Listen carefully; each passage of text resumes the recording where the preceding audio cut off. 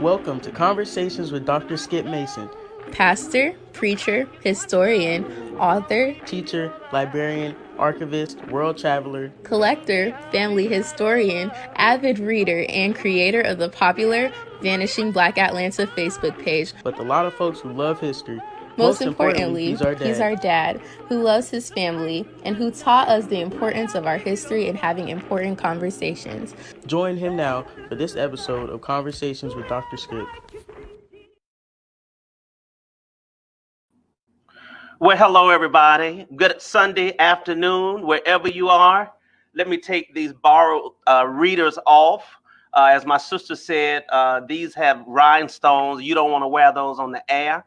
I don't know where I got them from, but I'm so glad to greet you and welcome you to another conversation as the Christian Methodist Episcopal Church continues to march towards its 150th anniversary, which will take place during the weekend of December 11th and 12th in Jackson, Mississippi.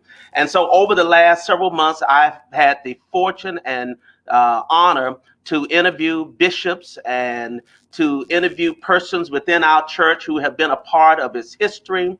And today is a double honor to share with two of the descendants of two of our great and distinguished bishops whose names are known throughout our beloved Zion. I'm going to be sharing with Brother William Beebe, who is the great-great-grandson of Bishop William Beebe. Beebe, a name that adorns many of the churches throughout our Zion. And I'm also going to be sharing with Tony Williams, who is the great-great-nephew of Bishop Robert S. Williams. So I'm excited, and I'm going to bring the two of them up in just a moment. I would ask that you would take a moment to host a watch party.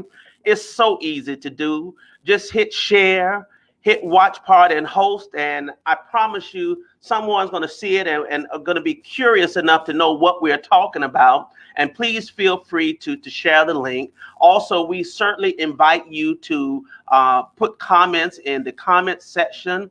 And I try to read those as we go along. Also, I'm excited to announce that as we are looking forward to this conversation next week, I'll be sharing with the families of two of our beloved bishops, the family of Bishop James Cummings and the family of Bishop Joseph Carlisle Coles. So that's on next Sunday, but let us get to this Sunday. It is indeed my pleasure to welcome the great-great-grandson of Bishop Joseph Beebe. I'm about to call you Bishop William.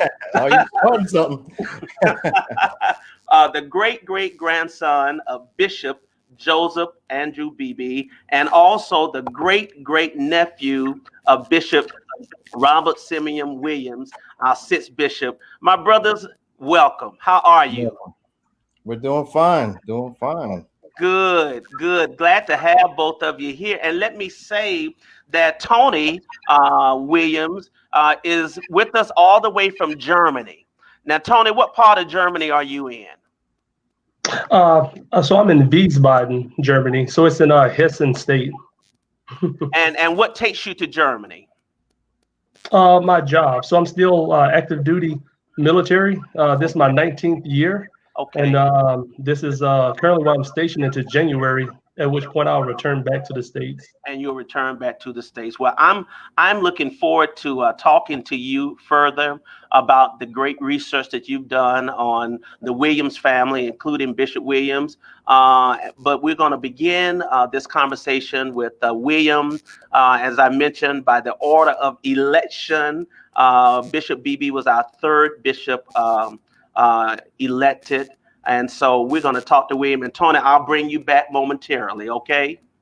Yes, sir. All right, my brother. William, glad to have you. And William is all the way from the Bronx. The Bronx, that's right. All the way from the Bronx, New York. Well, I'm glad to reconnect with you.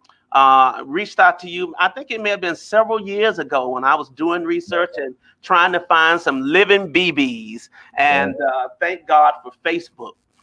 People can say what they want to say about Facebook, and Facebook can be a handful sometimes, but it is also a great way to reconnect with people that you don't know, families and connections. So William, tell me, when did you realize, when did you find out, and how did you find out that you were the great grandson of a bishop of the Christian Methodist Episcopal Church? Tell me a little bit about that story.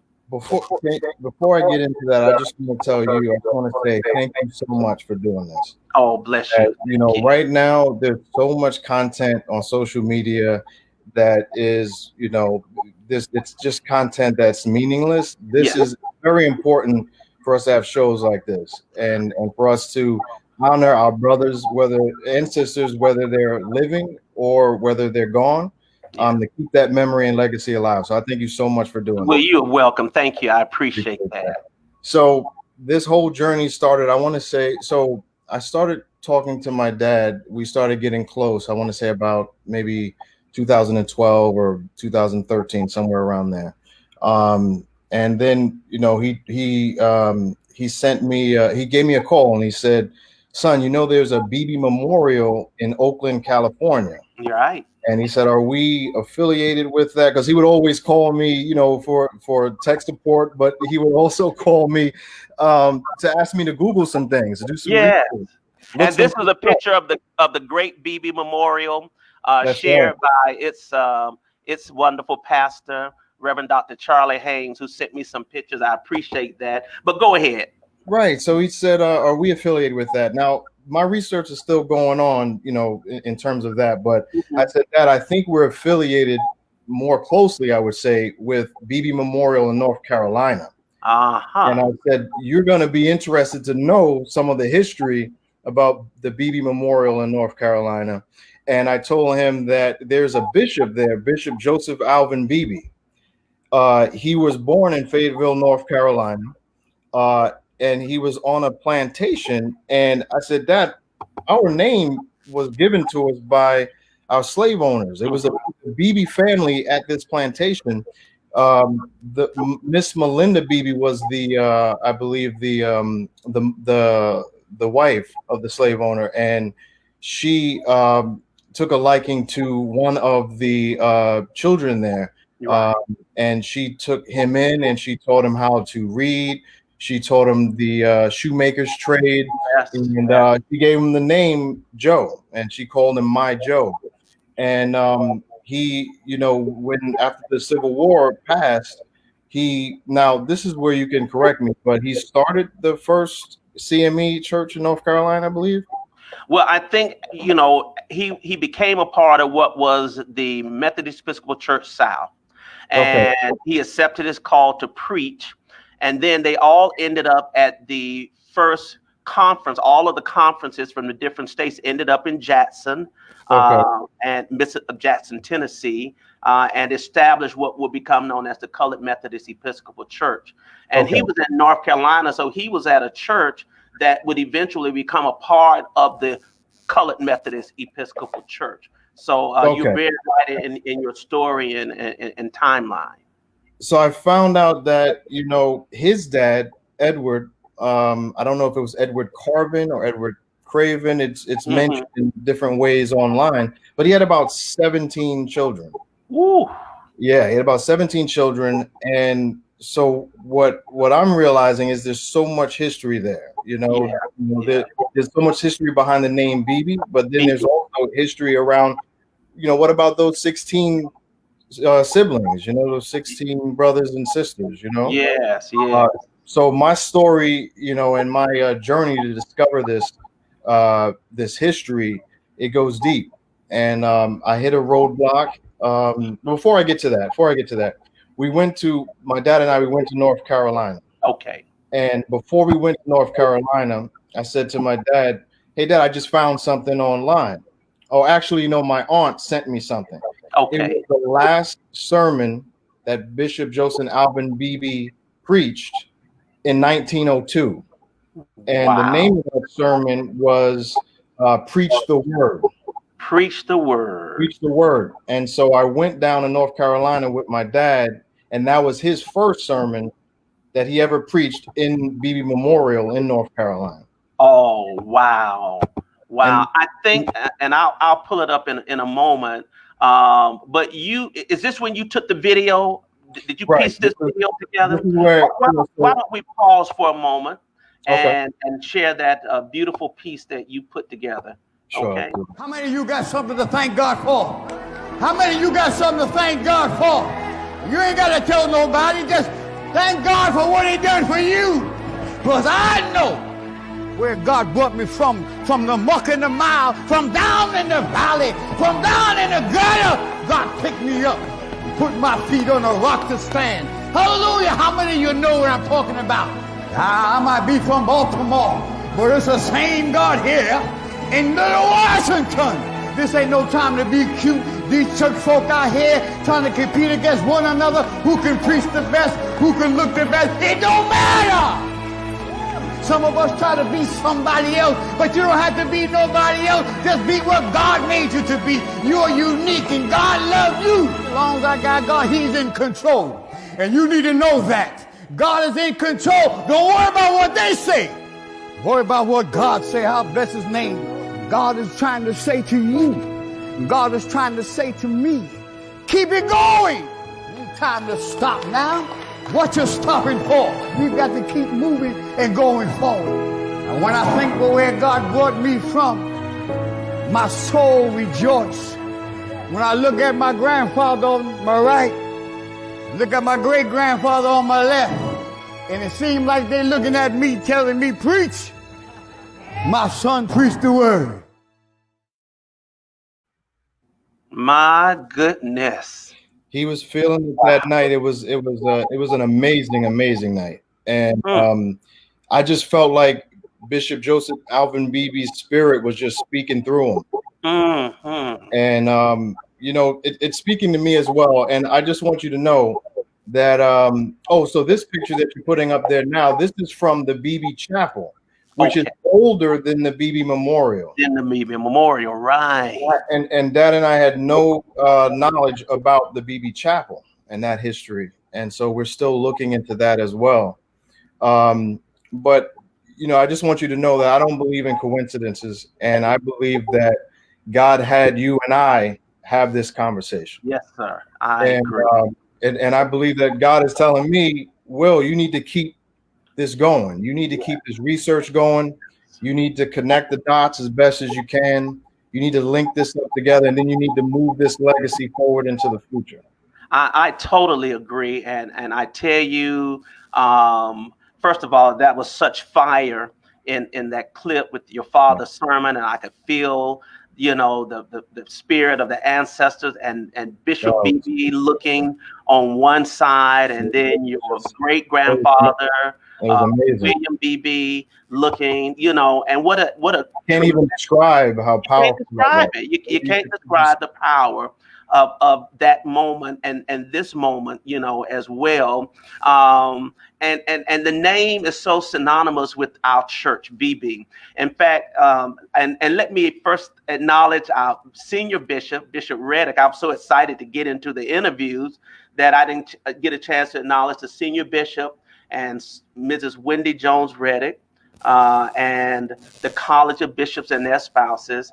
And let me acknowledge Bishop James B. Walker and my bishop, Bishop Thomas Brown, and Dr. Louise Baker Brown and Mrs. Walker. In the CME Church, we are a protocol church. We do that. Yeah. And certainly all of the bishops that I know are watching, and our wonderful friends who are joining in. I said that because last night, the wonderful Dr. Teresa Duhart, who handles the, all of the technology and PR, we sent out a flyer announcing the show, and it got past us that we misspelled Beebe. I misspelled Beebe. It happens so much. I had B-E-E, and then I looked at it after they're gone out. I said, oh my God, it's B-E-E-B-E. And I contacted Sister Duhart, and she said, oh my God, I didn't catch it either. I said, we got to change it because we will be burned at the stakes if we don't correct Bishop Beebe's name. So that's just how sacred the moment is and how special our bishops are and have been historically. So I want to share a couple of pictures that you've shared with me. Of course, your dad, and how long has your dad been preaching? Ooh, you got to talk to my dad about that. But I believe since he was I want to say since he was a teenager, but Since he was a have to, yeah, you have to talk to him about that. A long, long journey. He's been, he's been all over, in this country, out of this country. He's had his church. But now, his mission is to reach people with an online ministry. That's right. You mentioned that's ecforallpeople.com. yeah. That stands for Emmanuel Church for All People.com. He just wants to reach people, wherever they are, and help people understand that the church is not just a building, but that the church is you. It's within you, and you need to activate that power of God within you. Yes. So right now, what he's doing is he's building a school and a church over there in Africa, in Kenya. That is amazing. That is. Now, did you know your grandfather? Or was he deceased before you were born? Or yeah, I didn't know my grandfather. Once again, you will have. I feel like we're gonna have some more conversation. Hopefully we have more conversations. We're gonna have more. Because there's so much more history to go into. It really. What I do know of my grandfather is that he was a member of the CME Church. Yes, I think I read that in the obituary that you shared with me, and I'm excited. And then, of course, your great grandfather, the son, such a distinguished. I mean, the Beebe men look like African kings and prince. I mean, so much. Just really. I mean, I'm just receiving that. Bishop Lakey, who's our historian, wrote the biography of the bishops, and he said that few persons have impressed the church in, let me take this down, in so short a time as Joseph A. Beebe. 2 years after joining the church, he became his third bishop, and Bishop Beebe was elected in the Call Conference in 1873. And that call conference was at Trinity CME Church in Augusta, where I served as the pastor for 7 years. And that church is filled with history. And 3 bishops were elected: Bishop Beebe, Bishop Halsey, and Bishop Lane. In fact, I'm going to share a few articles about that. It says that though he was a slave for 33 years before being set free, when it was against the law to teach slaves to read and write, he was able to record in his own hand the proceedings of the General Conference. Here is one of our rare collections. This is actually Bishop Beebe's signature. Oh, wow.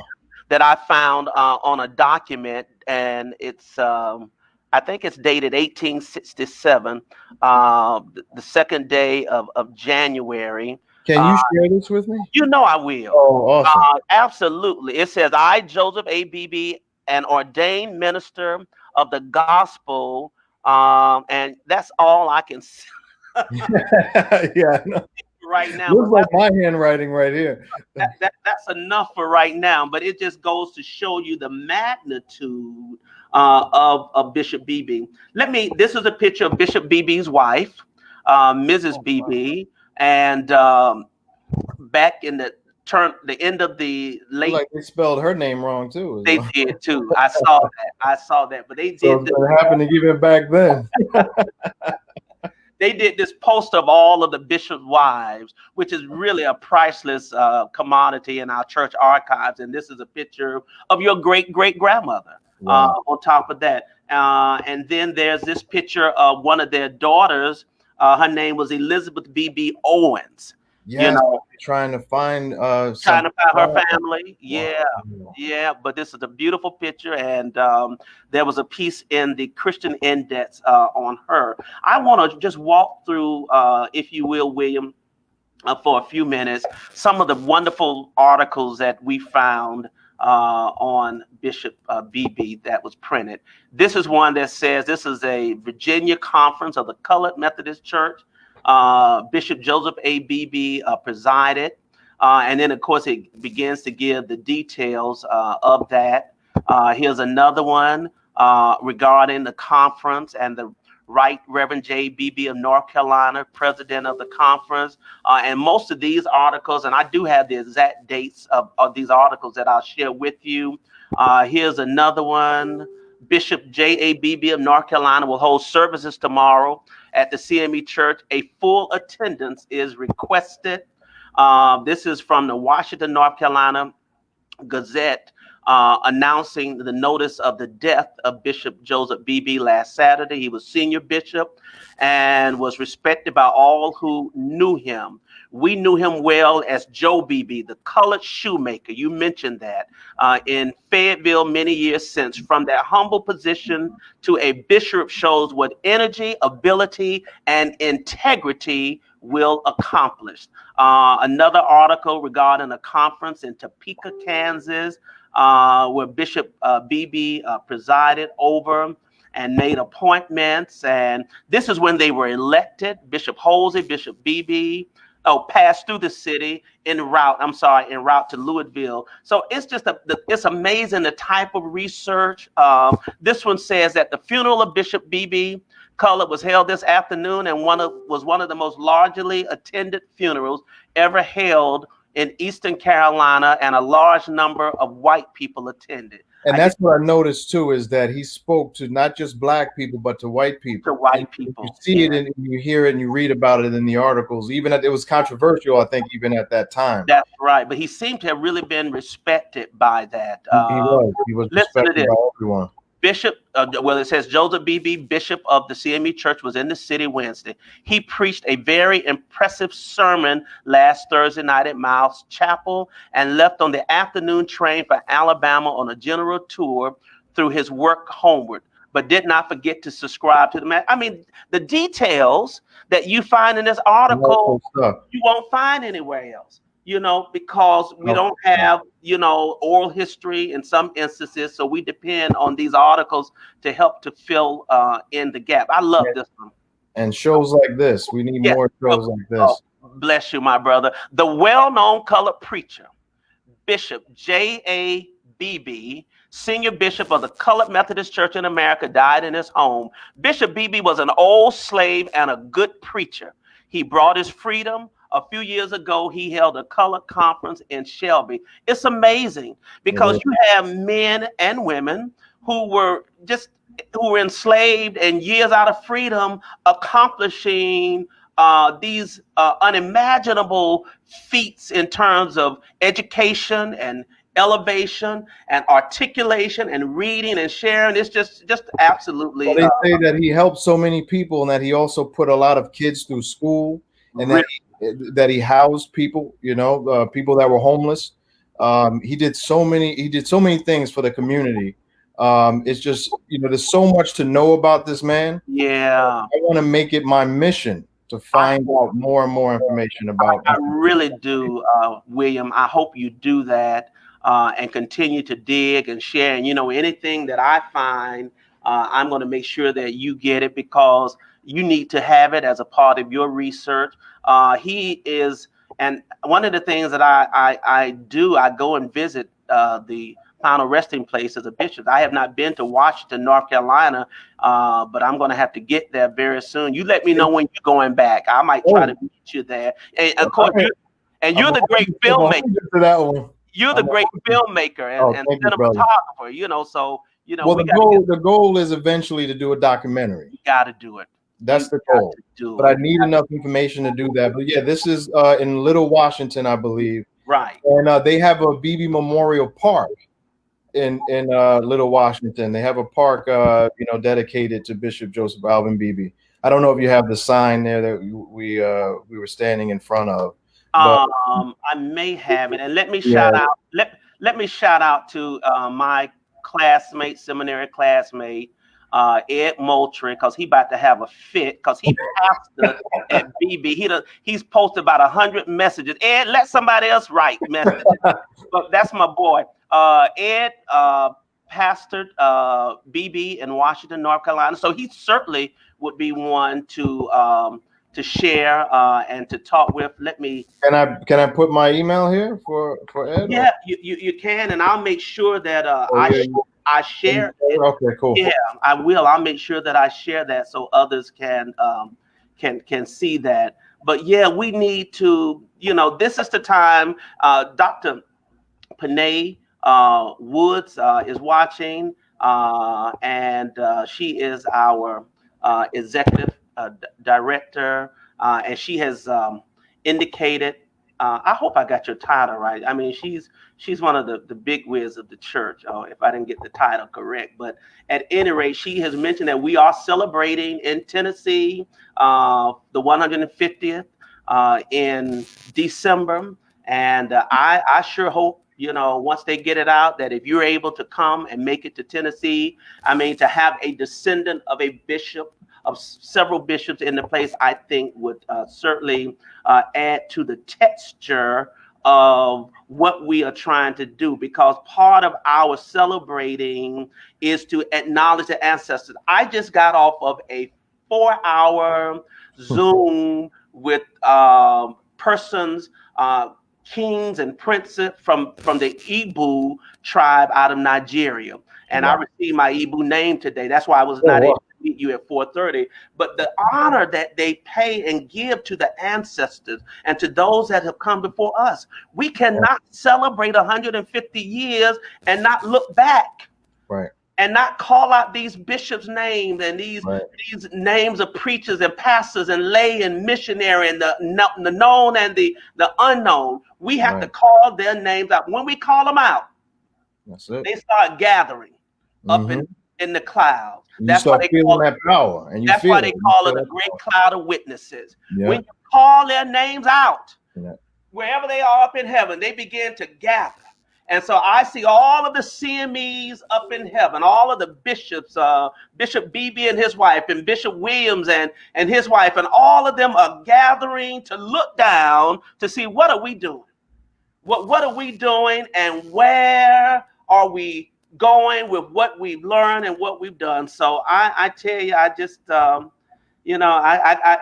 my children like to say, Daddy, you get up all in your feelings sometimes.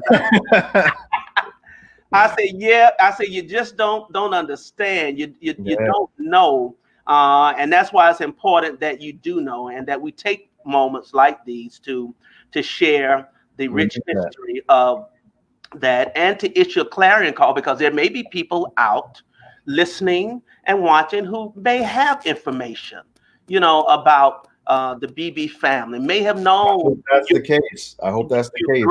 This is an open call for that information.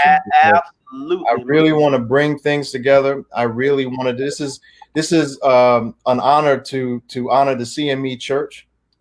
It's also a personal honor for me just to be associated, by name to this legacy. It's an amazing thing. I tell you, I'm grateful to you for the opportunity to spend this time and to acknowledge the name and legacy and the family lineage of Bishop. Now, did I ask you if you've taken the DNA test, or were you planning to take the DNA test?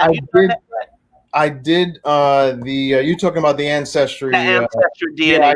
Yeah, I did that. But, and you know what? Someone did reach out to me from Ancestry.com, who I linked up with. It was a cousin of mine, and she's now going to the Beebe Memorial Church. Yes. She realized that she was a part of this Beebe legacy. Like I said, there's no coincidence. After getting this information in 2017, I made the video. We went to North Carolina. Then life happened. Yeah. And after that, I just stopped. That's what happened. I hit the wall, and God's working through you. He's saying, what are you doing? What are you doing with this information? You're the link. I told you were the link. I told you were the glue. I told you that there are pieces out there you need to go get. And I stopped. But right now, this conversation that we're having right now is just lighting a fire under me. It's just I feel like I did when I first got that information in 2017. Well, you responded quickly. I mean, I emailed you, and I was so excited. As I think I shared with you, and both Brother Tony, and I'm going to bring Tony back up now, that I'm finishing up a book. I've been working on this book probably about 3 or 4 years. And like you, life happens. You know, I was finishing up my doctorate and doing other things, and I got kids.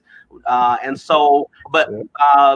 book is in their own words, 150 years of wisdom from the bishops of the Christian Methodist Episcopal Church.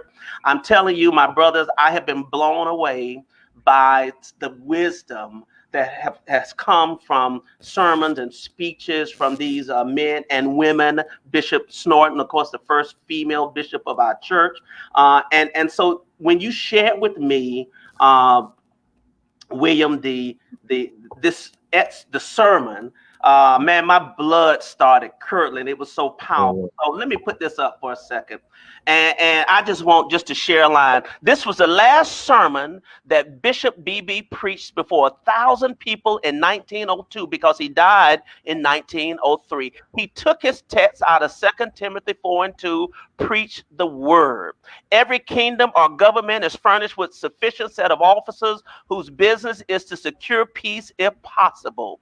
If it is often necessary in the bounds of those government to have what is called trumpets to blow, to give certain sounds, to warn the people, and the church of God is dominated as his kingdom. The people are his subjects, particularly the members of his church are his special subjects. As Bishop Beebe is doing, as we say, he's painting the picture. I tell you, and here's a man that 35 years prior to was enslaved. But his mind was not enslaved. His body was not enslaved. His spirit was not enslaved. Here's a man of great letters, of great learned knowledge. And then he closed with this. And this was the preachers. May God help you to preach it. May God pour his divine spirit in your hearts. May God sanctify our souls and save us in his kingdom is my prayer. Amen. J.A.B.B. presiding bishop. That's power. I'm grateful for you in terms of sharing this and allowing me to feature some of this in my book so that others can be inspired as well. Tony, William, anything else you want to share before we transition? You certainly will. I just want to say thank you so much. I'm blessed to be a part of this conversation, and we'll be talking again. I know we will. I know we will, brother. Well, you hang around as long as you would like, and I'm going to transition now. And but listen, this is the not the irony, but the divine nature of this. So your great-great-grandfather was elected in Trinity. Okay, I mentioned that to you earlier, the church that I pastored for 7 years. And let me put that picture up if I can get to it right quick, because I want to put it up. Okay, so Bishop Beebe, Reverend Beebe, became bishop in this church. And some few years later, Reverend Robert Simeon Williams was the pastor of the church. Wow. And it was from this church that he was elected the bishop, the sixth bishop of the CME Church. I'm telling you, when I served as the pastor of Trinity, I was in history heaven. That church is so filled with history. Now, the old building is still standing, thankfully, but the church is so filled with history. William, thank you, my brother. God bless you. And we'll be in touch soon. And I'll make sure that I share your information in fact, what is your email address? It's people reach you if they like. Contact me at williambeebe.com. williambeebe.com. So it's contact me at williambeebe.com. Awesome. And I think I'm gonna have that scroll across the bottom so they can see it. But put contact me at though. Oh, okay. Contact me at williambeebe.com. Did I spell Beebe? You gave me the scroll. I love it. Contact me at. I feel like we're on CNN. Listen, I'm doing it, man. That's it. You doing it. You doing it. Hold on. Contact me at williambeebe.com. Okay. Let me see. All right. Let me make sure I got this correctly here. All right. I hope I do. If not. The at sign. The at sign. I got it. I should have known that. All right, we'll get that corrected. And I appreciate you so much. This has been an awesome conversation. welcome. Thank you so much. And all right, here we go. I think I got it now. That's me. There you go. All right. God That's bless me. you, my brother. We'll be God in bless touch. And now is my opportunity to share with the great, soon-to-be Dr. Tony T. Williams. Tony, so glad to have you back, and thank you for sharing. And it's a pleasure to meet you because you've done a lot of research on the Williams family. And so I want you to talk about, if you would, your great uncle and the research that you've done on the Williams family. And let me, of course, put this photo up as well. And I mean, there is striking resemblance. Have you been told that before? Yes, sir, I have. Yeah, I'm sure you. Yeah, I'm sure you have. There is really striking resemblance. Tell us about the Williams family and Bishop Williams. So I began the research about 10 years ago as a just a legacy project I wanted to build for my sons. So from what I was able to research, the family is very huge. So from what I was able to discover, Bishop Williams, of course, my great uncle, had about 13 siblings. So I was very surprised by that because I didn't know that prior to beginning the research. And of course, his younger brother, which is my great grandfather, he had about 9 children himself. Mm-hmm. So the family is pretty big. And let me put your great grandfather up so people can see him as well. Is that him? Yes, sir. Yes. So his name was so on all the documents he's listed as either J.Y. Williams or Yancey Williams. But we believe his first name was Jasper, just based off of their father, who was a William Jasper Sullivan.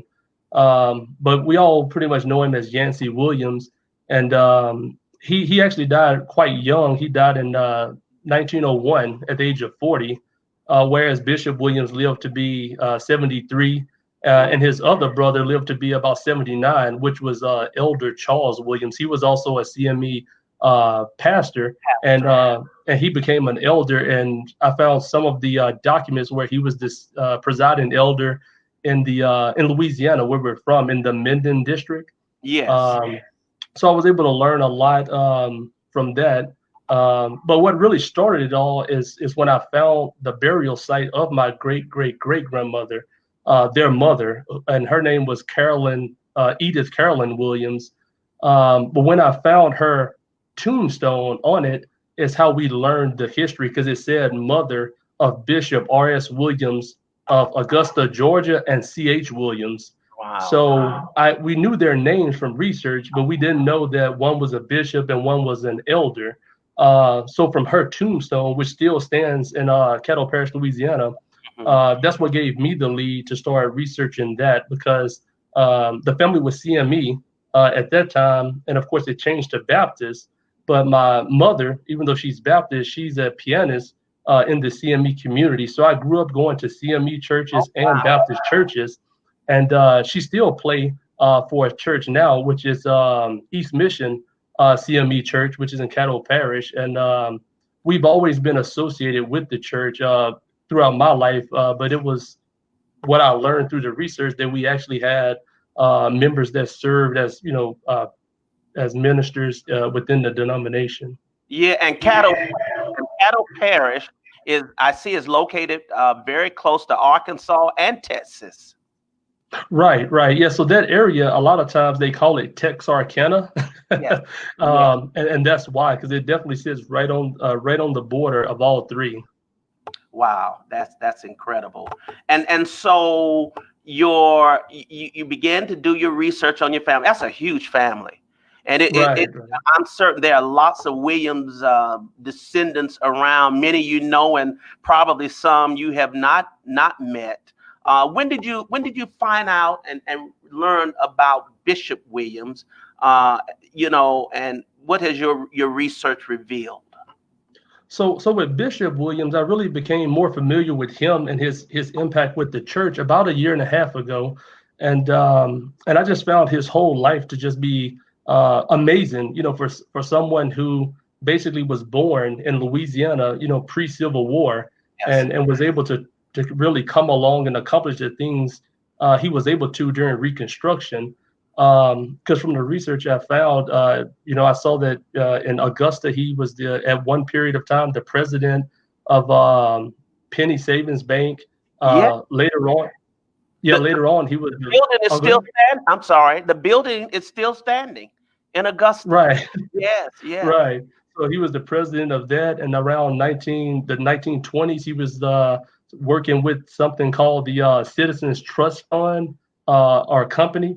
And of course, with the colleges, he was pretty active. He was on the board for Miles College as well as Payne's College, and I really thought his activism was really good too, because I did find articles where he was a delegate with the Georgia State Republican Convention in the 19 for I believe it was 1912 when Theodore Roosevelt was actually trying to run against Woodrow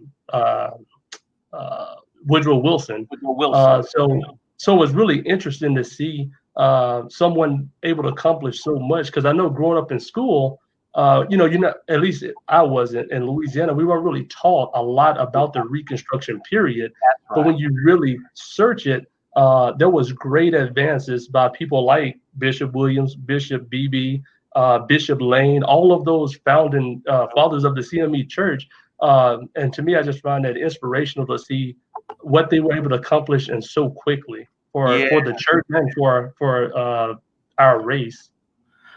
Tony, I too am amazed by that. And as you continue to do your research, I mean, the full story of Bishop Williams has yet to be told. He was a man that amassed great wealth as well. I understand that, you know, that when he died, he had considerable wealth and property in Augusta. In fact, his house, and I have not been successful in finding a picture of his house, but his house now sits on property that is a part of the Augusta University complex. It was the old Medical College of Georgia.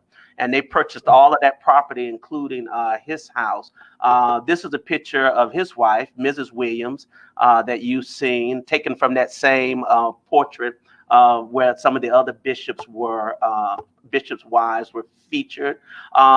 Bishop Williams was well-traveled to London, England a number of times to attend the World Methodist Conference. And this is a picture of him at one of those conferences. And I think you shared a couple of others with me earlier today. And so, I mean, it's just amazing that these men were able to accomplish so much during the time that they lived in, that they did not let obstacles and they were not deterred by Jim Crowism and all of these other factors, and that they were men of the cloth, as we say, in the pulpit, preaching and teaching and sharing. Let me just put up a couple of images, and I want you to continue to share. This is that great convention and general conference in Louisville that you and I had a long discussion on, and we finally came to the conclusion that Bishop Williams is not on here, along with Bishop Lane, but these are some of the other bishops there. Some pictures of Bishop Williams. He was the senior bishop of the church when he died and appeared on the cover of the Christian Index quite a number of times. Somewhere in the document, I even found his signature, which I just beautiful, signature. Here we have Williams Temple Church. Lots of churches are named for him, including the Great Williams Memorial here in Augusta, Georgia, as well. And so, what is your desire to publish a book on Bishop Williams and the Williams family? Tell me, what do you hope to do with the research that you've done?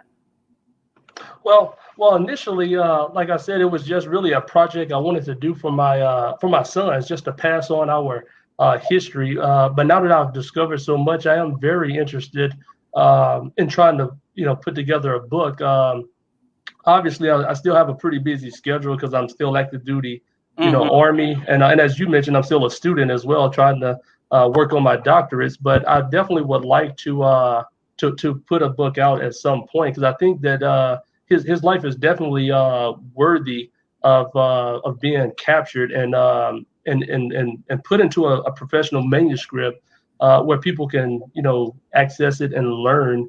Because I think the way he lived and a lot of the speeches he gave gives good insight into the times. Because one thing I was going to mention when you showed that picture of him in England, I actually was able to get an original 1901 print, which it's the Third Eastern Methodist Conference, and it actually has all of the speeches, including that one, in it.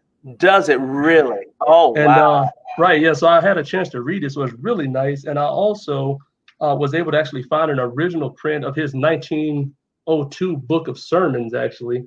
Yeah, So yeah. right, so I did have I'm actually still reading through it, but yeah, it's just amazing that a lot of these books are still out there, and it really just I think gives insight into who they were, but the times they were living in. I totally agree with you. I have the book of sermons, and it is some of the most profound writing I've ever read in my life. It is so intense. It is so deep. It's so scholarly. It is so uh, biblically researched, and supported. It's amazing, and I say it's amazing because I'm trying to still remember the time that they lived in, the period of time, and access to education. And the CME Church has always put emphasis on education, Right, educating its preachers. I have unearthed a plethora of comments and quotes from the bishops on education.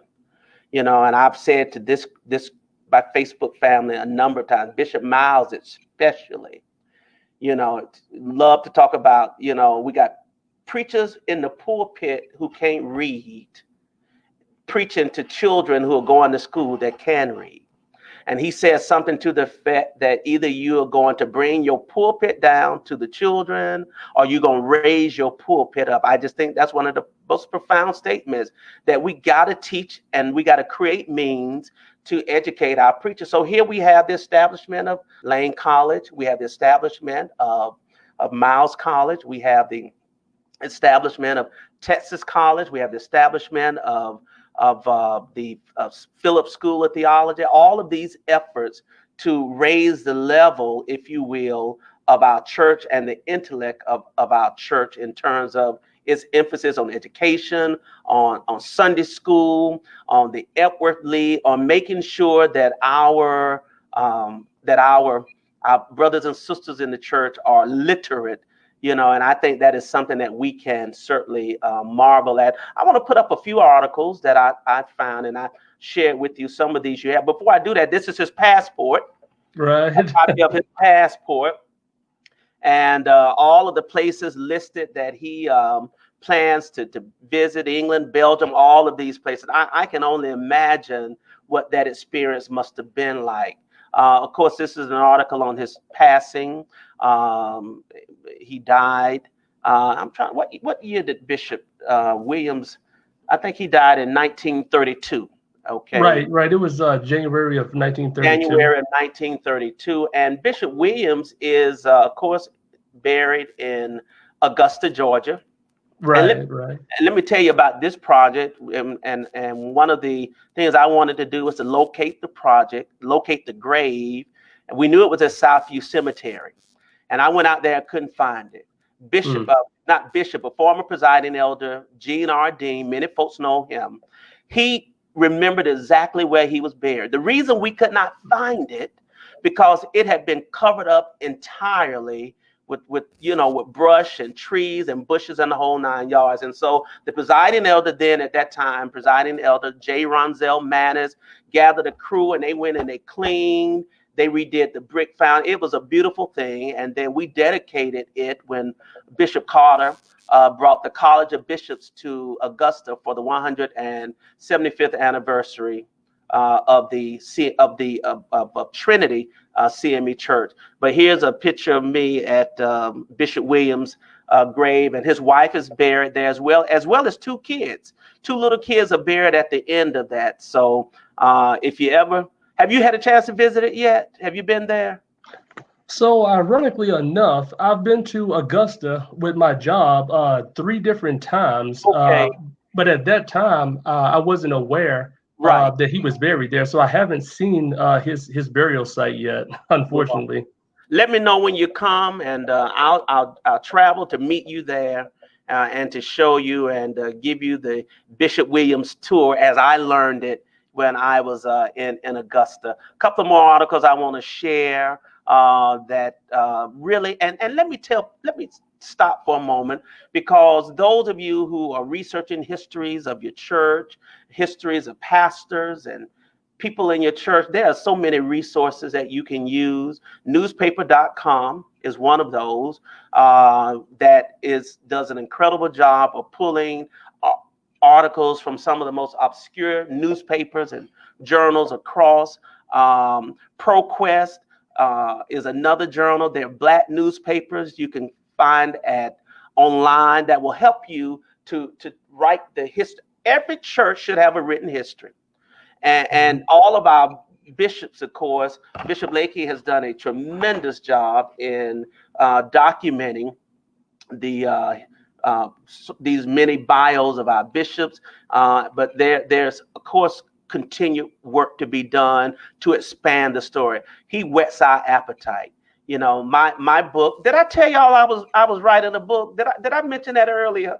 This is what we call, Tony, a shameless plug on a book that is in process finishing, but my book is due out in December, and it is in their own words and capturing the wonderful thoughts, words, wisdom, rebuke of our beloved bishops. And so Bishop Williams is prominently featured in the book, and I'm just delighted that he is. Great admiration for him. So what's next for you in terms of research on the Williams family? Well, I'd like to know more about the Williams line, because right now it's stopped with my 3rd great grandmother, which is Edith Carolyn Williams. Okay. So obviously with their father, Sullivan, we are able to trace more because the records are better kept.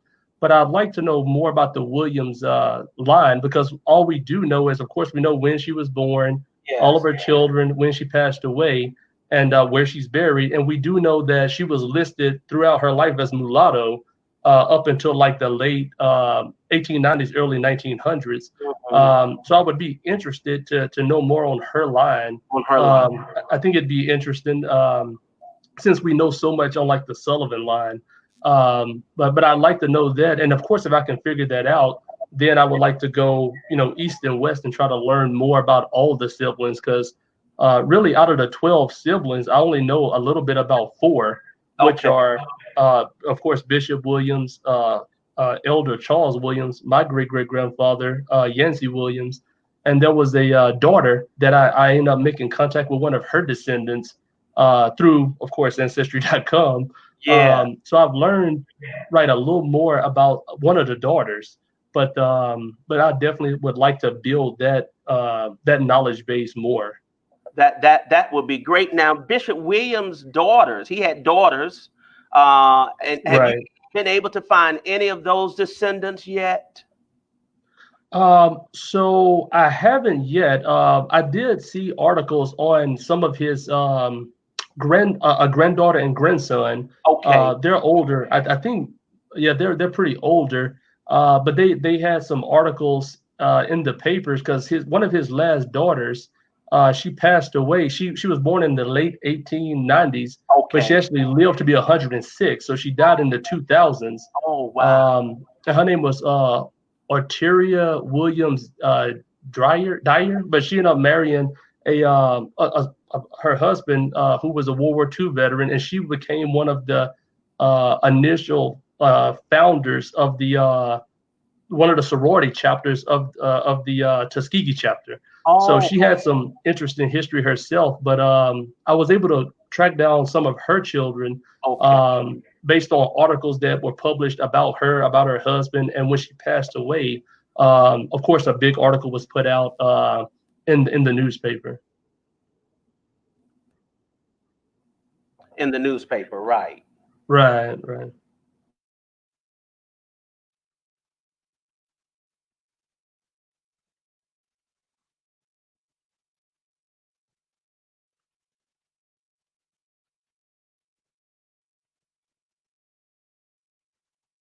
It looked like you may have froze. Um, but I think we're back now. I can see All you. right. And I think we're doing fine, considering you are all the way in Germany. Right, right. To have it, it gives me hope for my interview with Bishop Umorte, who is our bishop in Africa, Nigeria, and I'm looking forward to that. Look at Joan Gilmore Oglesby. When I said, "Did I tell you about my book?" knowing I had already told you, she said, "Yes, you did." Joan, you're supposed to be on my side, my sister. But at any rate, I tell you, I'm so incredibly grateful to you and to William for sharing with me. Been wanting to do it for quite a time, and I knew the right time would happen when I could bring you on and to have you talk about the tremendous research that continues. And whatever I find, I'm going to share with you. And I hope that the providence will open up so that those direct descendants of Bishop Williams, the family members can be discovered and continue to add to that story. Both Bishop Beebe and Bishop Williams are two of the great names of our church. I'm going to bring, I was going to bring William. I want to bring you back up when he comes back. Amen. All right, there he is. But two of the great names of our church. And I'm just so blessed to have the two of you here with us to share about them. Let me put this up again. William said, "Dude, can you find another picture of me?" I said, "No, it's already done. Dr. Duhart is already delivered. Shout out to Dr. Duhart, so it's gonna have to do." I said, "Man, that picture looks good," and and of course this one of you, Tony, and Bishop Williams. So continue to research and to dig, as Alex Haley used to say, to find the good and praise it. They are depending on us to tell their story. They're depending on us to write it, because if we don't, who will?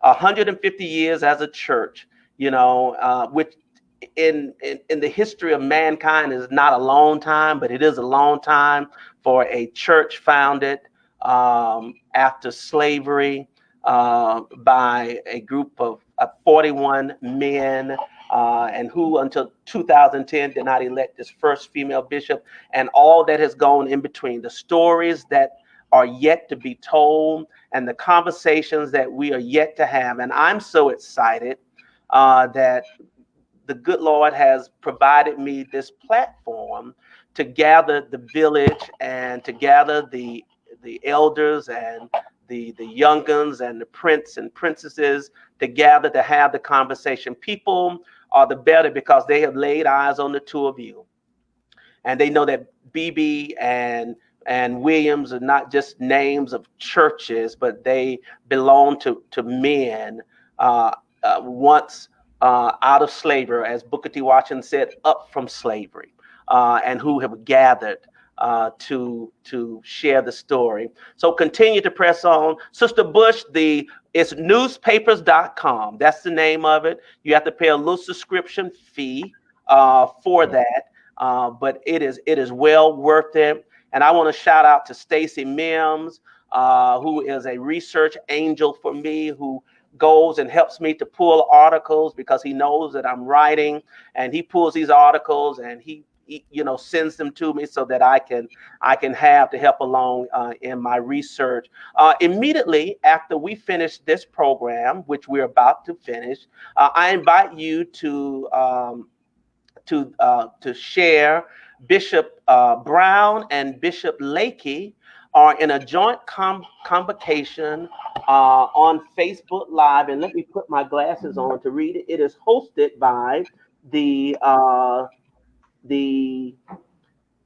Cordele Columbus District, the South Columbus Cordele District on Facebook. So Google South Columbus and Cordele District on Facebook, and you should be able to find Bishop Lakey and Bishop Brown in convocation, which is why I shortened this show to 1 hour. Before we leave next Sunday, I look forward to meeting you here at the same time with the families of Bishop Cummings and Bishop Coles as we continue to have this wonderful and important conversation, Facebook Live, celebrating 150 years of the CME Church. God bless you, my brothers. I will be in touch with you soon and share what I have and continue to keep on keeping on. And as I always like to close, I love you, God loves you, and remember, Black lives matter. do matter. Have a great day. Amen. Continue the conversation.